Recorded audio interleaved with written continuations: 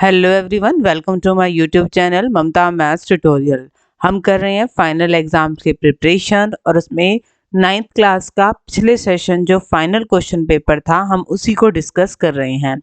Section A एक एक number वाले क्वेश्चन, सेक्शन बी दो दो नंबर वाले क्वेश्चंस वो हम ऑलरेडी डिस्कस कर चुके हैं। आज के लेक्चर में हम तीन तीन नंबर वाले क्वेश्चंस को डिस्कस करेंगे। क्वेश्चन नंबर 26 देखिए, गुणनखंड कीजिए 2x² प्लस 7x प्लस 3। इसको फैक्टराइज करना है तो कैसे करेंगे? हम 2 और 3 की गुणा कर लेंगे साइड में 6, और ये क्या है हमारे पास 7, दोनों ही प्लस के हैं। अब हमें दो नंबर्स ढूंढने हैं जिनकी गुणा करे तो 6 आए और उनको जोड़े तो 7 आए। तो 6 और 1, इनकी गुणा करिए, 6 आ रहा है, इन्हें जोड़िए 7 आ रहा है, तो ये यहाँ लिखेंगे। क्या आएगा? 2x² plus 6x plus 1x लिखने की जरूरत नहीं है, हम x लिख सकते हैं सीधा, प्लस में 3। पहले दो में से हम कॉमन लेंगे और बाद के दो में से कॉमन लेंगे। पहले दो में से कॉमन लें, एक तो 2 आ जाएगा, यहाँ पे x 2 बार है, यहाँ पे 1 बार है, तो एक बार तो कॉमन आ ही जाएगा। अंदर क्या बचेगा? एक बार x बचेगा, प्लस 6 को 2 से भाग देंगे 3 बचेगा, एक ही x था उसे ही कॉमन ले जा चुके हैं, ये बचेगा। x और 3 इनमें से कुछ भी कॉमन नहीं दिख रहा, पर बेटा 1 तो हर एक में कॉमन होता ही है ना। तो x को 1 से डिवाइड करेंगे x, 3 को 1 से डिवाइड करेंगे 3। हमारा नेक्स्ट स्टेप क्या होता है? जो सेम सेम है उन्हें हम 1 रखते हैं ब्रैकेट में, और जो रिमेनिंग है 2x है और प्लस 1, इन्हें हम एक ब्रैकेट में रखते हैं। और ये हमने क्या कर दिया?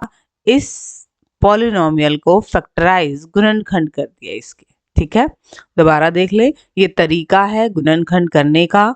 x² का कोफिशिएंट 1 है तो बहुत अच्छी बात है, बट अगर इसके साथ कुछ और आ जाता है तो हम इसकी और लास्ट वाली हमारी कांस्टेंट टर्म जिसके साथ कुछ भी नहीं है उसके साथ मल्टीप्लाई साइड में कर लेते हैं, और एक हमें देखना होता है x के साथ क्या है। अब दो नंबर्स ढूंढने हैं जिनकी गुणा करे तो 6 आए, जोड़े तो 7 आए, वो हमें मिला 6 और 1। इसे लिखना होता है हमें x की जगह, एक तरह से हमने इसके टुकड़े बना लिए। 6x और 1x कितने होते हैं? 7x।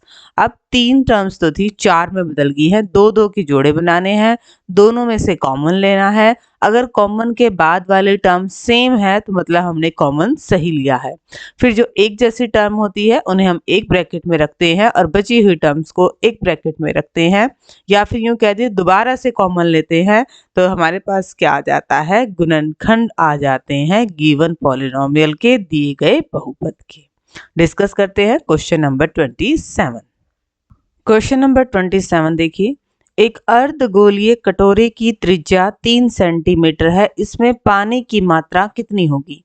A hemispherical ball has a radius of 3 centimeter. What would be the volume of water it would contains? पानी कितना आएगा, आयतन कितना होगा, भरेगा कैसे, तो वो देखना है हमने। बात किसकी हो रही है? अर्धगोले कटोरे की, हेमिस्फीयर बॉल की। तो फॉर्मूला क्या होता है बेटा हमारे पास? 2/3 पाई r क्यूब, और r की वैल्यू हमें दे ही रखी है 3 सेंटीमीटर, रख दे। 2/3 पाई का मान 22/7, r की जगह 3 सेंटीमीटर गुणा 3 सेंटीमीटर गुणा 3 सेंटीमीटर। 3 बार क्यों लिखा? क्योंकि r की पावर कितनी है? 3। अब बस इसको कैलकुलेट कर दीजिए, 3 से 3 कट जाएगा, बाकी तो नहीं कट रहा। 3 तिया 9, 9 दूनी 18, 22 और 18 की गुणा कर दीजिए। 8 दूनी 16, 8 दूनी 16 और 1 17, और ये बचेगा 22, 6 9 3, 396/7 सेंटीमीटर क्यूब, ये आ गया। आप चाहें तो डिवाइड करके लिख सकते हैं या फिर इतना भी छोड़ सकते हैं, आपका आंसर गलत नहीं माना जाएगा। तो ऐसा क्वेश्चन तभी निकल पाएगा जब आपको फॉर्मूला पता होगा। ये फॉर्मूला है अर्धगोले का, हेमिस्फीयर का वॉल्यूम। इसी में ही अथवा और वाला क्वेश्चन है, आपको इन दोनों में से एक करना होगा। अगर ऐसा क्वेश्चन पेपर में आ जाता है तो यहाँ पे हम दूसरे पार्ट को भी डिस्कस कर लेते हैं। शंकु का कुल पृष्ठीय क्षेत्रफल ज्ञात कीजिए। कोन का टोटल सरफेस एरिया निकालना है। यदि तिर्यक ऊंचाई 21 मीटर है और आधार का व्यास 24 मीटर है, स्लांट हाइट हमें L दे दिया है कितना 21 मीटर, और डायमीटर कितना दे दिया है हमें 24 मीटर। हमें तो रेडियस चाहिए, रेडियस त्रिज्या क्या होती है हमारी व्यास की आधी, तो कितनी बनेगी ये 12 मीटर। फॉर्मूला देखते हैं, शंकु का कुल पृष्ठीय क्षेत्रफल total surface area pi R bracket में L प्लस R ये होता है। वैल्यूज पुट कर दीजिए, पाई की वैल्यू 22/7, R कितनी है 12 मीटर, L कितनी है 21 मीटर, R कितनी है 12 मीटर। क्या बनेगा ये 22/7 गुना 12 मीटर गुना, इनको जोड़ ले, 2 और 1 3, 2 और 1 3, 33 मीटर।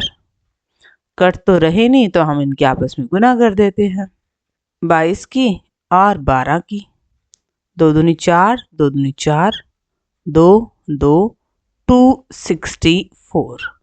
अब 264 की 33 से भी करनी पड़ेगी, 3 चौके 12, 6 × 18 और 1 19, 3 दूनी 6 और 1 7, 792, 2 9 और 2 11 का 1 और 1 10, 7 17 8 आ गया 8712/7 metre square. This is our required answer. देखिए बेटा, इस टाइप के क्वेश्चन बिल्कुल भी मुश्किल नहीं है, ये क्वेश्चन इजीली सॉल्व हो जाएगा अगर आपको इसके वॉल्यूम का, आयतन का फॉर्मूला पता होगा। और इसमें भी सारी चीजें दे रखी हैं। अगर आपको कुल पृष्ठीय क्षेत्रफल total surface area of cone का फॉर्मूला पता है तो आप इजीली इस क्वेश्चन को सॉल्व कर पाएंगे। डिस्कस करेंगे अब नेक्स्ट सम को। क्वेश्चन नंबर 28, गुणनखंड कीजिए, फैक्टराइज 64x³ - 343y³। अब देखो 64x³ को हम क्या लिख सकते हैं, 4x सारे की घात 3, 4 चौके 16 चौके 64, x की घात 3 माइनस में 343 को हम क्या लिख सकते हैं, 7y सारे की घात 3, 7 7 49 और 49 7 343। अब हमें फॉर्मूला आना चाहिए, x की 3 माइनस y की 3 का फॉर्मूला होता है x minus Y X square plus Y square plus X Y. तो हमारे पास x की जगह क्या है 4x है और y की जगह क्या है 7y है। x की जगह रख दिया 4x, y की जगह 7y, x की जगह 4x, y की जगह 7y, x की जगह 4x, y की जगह 7y। सॉल्व कर लें इसको, क्या बनेगा 4x - 7y, ये 4 चौके 16x² प्लस 7 7 49y² प्लस 7 चौक 28xy। इससे आगे सॉल्व नहीं होगा और यही हमारा फिर क्या आ जाना है, आंसर आ जाना है। अगेन अगर आपको बेटा ये आइडेंटिटी अच्छे से आती है तो फिर तो आप इस क्वेश्चन को बिल्कुल इजीली सॉल्व कर पाएंगे। देखिए हमने क्या किया, 64x³ को हम ऐसे लिख सकते हैं, 343y³ को भी हम ऐसे लिख सकते हैं। x³ - y³ की हमने आइडेंटिटी लगाई, जहां जहां x था वहां रख दिया 4x और जहां जहां y था वहां रख दिया 7y। सॉल्व कर लिया और ये हमारा आंसर आ गया। डिस्कस करेंगे क्वेश्चन नंबर 29 को। क्वेश्चन नंबर 29, समीकरण हमें दे रखा है, इसके 3 भिन्न हल ज्ञात कीजिए, 3 डिफरेंट सॉल्यूशन। y की कुछ भी वैल्यू रख दो, x की कुछ भी आ जाएगी तो वो सॉल्यूशन हो जाएगा बेटा। देखो जरा, 2x + y = 7, y की जगह रख दो 1, 2x + 1 = 7, 2x प्लस का 1 है, इधर जाएगा माइनस का, 7 में से 1 गया 6, x 2 गुणा में है, इधर जाएगा भाग में, क्या आ गया 3, x = 3। तो एक सॉल्यूशन तो हमारे पास ये आ गया, y = 1, x = 3। दूसरा solution, 2x plus Y equal to 7। y की जगह क्या रख दो, 3 रख दो। ठीक है, 2x plus 3 equal to 7। Plus का 3 है, उधर जाएगा माइनस का। 7 में से 3 गए 4, हमें तो x का मान निकालना है। 2 गुणा में है, इधर जाएगा भाग में, तो x की वैल्यू क्या आ गई, 2। एक ये सॉल्यूशन आ गया। x बराबर 2, y बराबर 3। तीसरा निकाल दें, 2x प्लस वाई बराबर 7। y की जगह रख दो 5। आप कुछ भी रख सकते हैं, पूरा पूरा नहीं कटेगा तो बटे में वैल्यू आ जाएगी। ठीक है, 2x प्लस वाई की जगह रख दिया 5। 5 प्लस का है, उधर जाएगा तो माइनस का। 7 में से 5 गए 2, हमें तो x का मान निकालना है। 2 गुणा में है, इधर आएगा भाग में, 2 एकम 2। x की वैल्यू क्या आ गई है, 1। तो हमें 3 सॉल्यूशन चाहिए थे। एक तो आ गया ये x बराबर 3 y बराबर 1, एक ये आ गया x बराबर 2 y बराबर 3, एक ये आ गया x बराबर 1 y बराबर 5। 3 सॉल्यूशन का मतलब x और y की वैल्यू जो इसको सेटिस्फाई करे, इसे संतुष्ट करते हैं। ठीक है, क्वेश्चन नंबर 30, k का मान ज्ञात कीजिए यदि x बराबर 2 y बराबर 1 समीकरण का हल है। हल है तो इसको सेटिस्फाई कर रहे हैं। रख दो x की जगह 2 और y की जगह 1। x की जगह रख दिया 2, y की जगह रख दिया 1 बराबर k। 2 दूनी 4 प्लस 3 बराबर k, 7 बराबर k, और हमें k का मान निकालना था। बिल्कुल आसान क्वेश्चन है बेटा। देखो 3 मार्क्स में आया हुआ है ये क्वेश्चन, तो ऐसे क्वेश्चंस में तो मार्क्स आपने बिल्कुल नहीं कटवाने हैं। देखो हमें x की वैल्यू और y की वैल्यू दे रखी थी और कहा कि ये इसका हल है। हल है मतलब x और y की वैल्यू इसमें हम रख सकते हैं। ये हमारा इक्वेशन का सॉल्यूशन है। हमने x की जगह 2 रख दिया, y की जगह 1 रख दिया, सॉल्व कर दिया और ये हमारी k की वैल्यू आ गई। डिस्कस करेंगे अब नेक्स्ट सम को। क्वेश्चन नंबर 31, फैक्टराइज करना है, गुणनखंड करना है। ठीक है, करते हैं इसको। हमें ना इस टाइप के क्वेश्चंस में सीधा ये माइंड में आ जाना चाहिए कि अब कौन सी आइडेंटिटी लगेगी हमारी। तो देखो 8x की 3 को हम क्या लिख सकते हैं, 2x सारे की घात 3 प्लस y की घात 3 प्लस 27 को क्या लिख सकते हैं, 3z सारे की घात 3 माइनस 18xyz को हम क्या लिख सकते हैं, 3 गुणा 2x गुणा y गुणा 3z।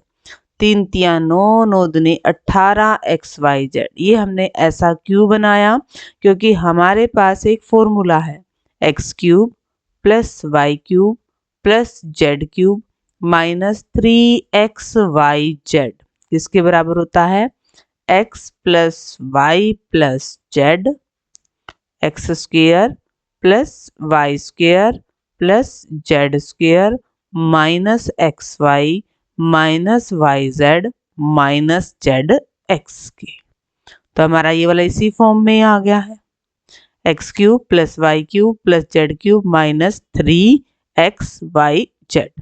बस हमने ये ध्यान रखना है कि x की जगह क्या आना है, 2x, y की जगह तो y ही है और z की जगह क्या है, 3z। तो हमारा आंसर क्या आ जाएगा, x की जगह 2x, y की जगह y और z की जगह 3z।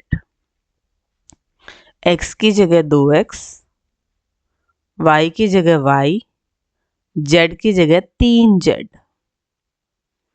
माइनस x की जगह 2x, y की जगह y माइनस y की जगह y, z की जगह 3z माइनस z की जगह 3z और x की जगह है 2x। थोड़ा सा और सोल्व होगा ये, 2x plus y plus 3z,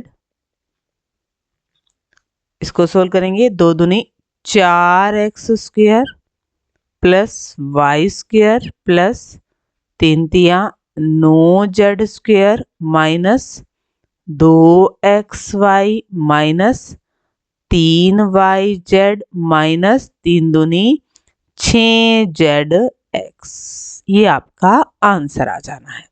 मुश्किल नहीं है बेटा, ये क्वेश्चंस देखने में मुश्किल लगते हैं, बस आपको माइंड में ये क्लियर होना चाहिए कि आप कौन सी आइडेंटिटी लगा रहे हैं और आपके पास एक्स वाई जेड की वैल्यू आपने क्या क्या पुट करनी है।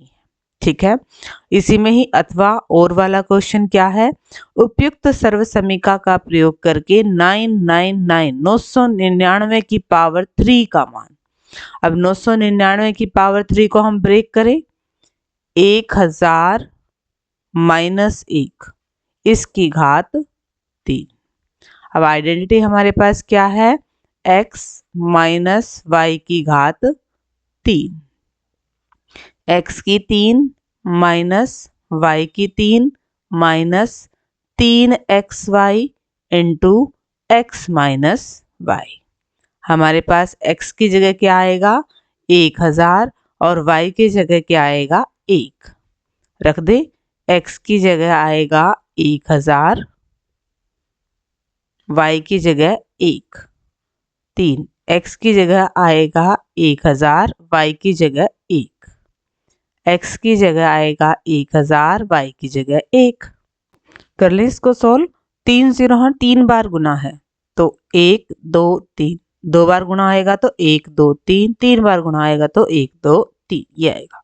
माइनस में 1, माइनस में ये कितना है 3000 और 1000 में से 1 घटाएंगे तो 999। आगे सॉल्व करें ज़रा, इसमें से 1 घटा ही देते हैं तो 3 3 6 और 3 9 बार 9 बनेगा 1 2 3 4 5 6 7 8 9।